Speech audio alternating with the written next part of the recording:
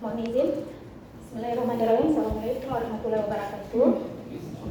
Yang kami hormati Ketua Komisi dan jajarannya, yang kami hormati Bapak Camat dan Bapak Lurah, yang kami juga hormati Bapak-Bapak dari pihak Prakarsa dan bunda-bunda saya, ayah-ayah saya, dan kami sesama warga yang terdampak. Bismillahirrahmanirrahim. Assalamualaikum warahmatullahi wabarakatuh. Jadi ini saat ini bukan lagi mediasi ya, tapi kita mendengar pendapat begitu. Dari saya sebenarnya hari ini fokus kepada OPD untuk dapatkan keterangan-keterangan karena kenapa ini sampai kemudian UKL-UPL-nya itu keluar, kemudian isinya bisa juga keluar. Ada satu catatan, bukan satu, malah lebih dari satu. Kalau boleh saya mencatat di sini dan menyampaikan. Yang pertama itu koreksi saya untuk OPD-OPD terkait ini.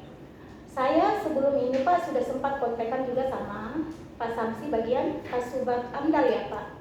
Hadir ya hari ini? Hadir Pak ya. Saat itu saya sudah mulai mengejar juga ini dokumen amdalnya ini amanah ini di mana ini sebenarnya keluarnya, apakah di provinsi atau di kota. Ternyata setelah saya lacak keluarnya di kota. Pada saat itu saya dijelaskan oleh Pak Samsi by PON bahwasanya UKL-UPL-nya itu sudah terbit dengan melakukan satu kali tinjauan ya Pak sebelum Lebaran.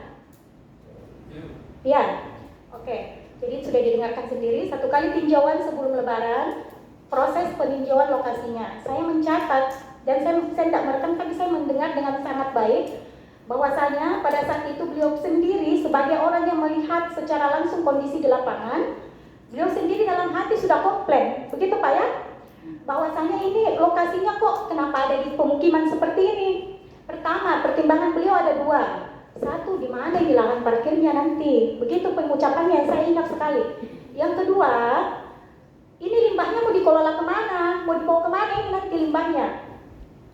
Yang anehnya pada saat itu, kenapa bisa? Saya bertanya kembali sama beliau juga pada saat itu. Kenapa kemudian ini bisa diloloskan dengan waktu yang sangat-sangat singkat? Setelah Lebaran Pak sudah terbit persetujuannya dan saya sudah membedah dokumen UPL ininya Pak. Itu cuma ada satu kali pertemuan antar OPD yang tidak diwakilkan sama kami warga terdampak, dan satu kali ada yang di hotel itu kalau nggak salah. Dan itu dianggap sudah bisa dikeluarkan. Catatan saya Pak, tidak ada itu namanya UKL, UPL itu tanpa kami warga dilibatkan seperti itu. Itu pintu pertama masuknya harusnya seperti itu Pak. Hari ini saya mempertanyakan kapasitas bapak-bapak di sana sebagai pengambil kebijakan. Bagaimana kapasitas bapak? Apa kompetensi bapak semua sehingga bapak bisa? Apa pengalaman bapak yang bapak punyai sehingga bapak bisa meloloskan UKL-UPL ini dengan hanya berdasarkan statement Pak, bahwasanya ini sudah aman pancangnya, ini bisa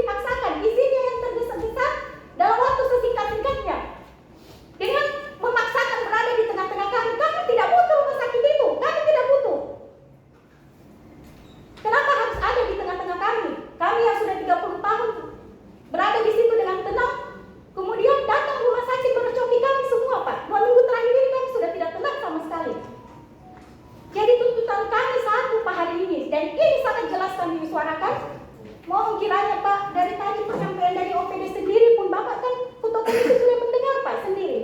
Semua rekomendasi mereka tidak penuhi, semua rekomendasi yang diarahkan tidak ada yang mereka ikuti.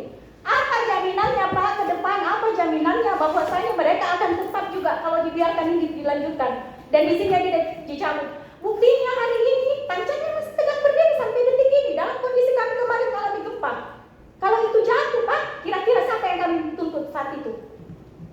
Jadi itu Pak, itu jadi secara administrasi diterapkan, secara infrastruktural konsultannya tidak bisa menjelaskan bagaimana ini mekanismenya seharusnya, kenapa bisa tiang tancapnya ada di situ, kenapa bisa itu digunakan, mana uji mutunya kalau memang itu bisa digunakan.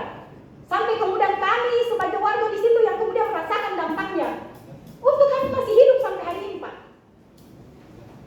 Jadi itu tegas kami sampaikan satu suara hari ini, insya Allah kami tetap meminta dengan sangat dan memohon kepada Ketua Komisi untuk tegas mencabut isinya. Betul?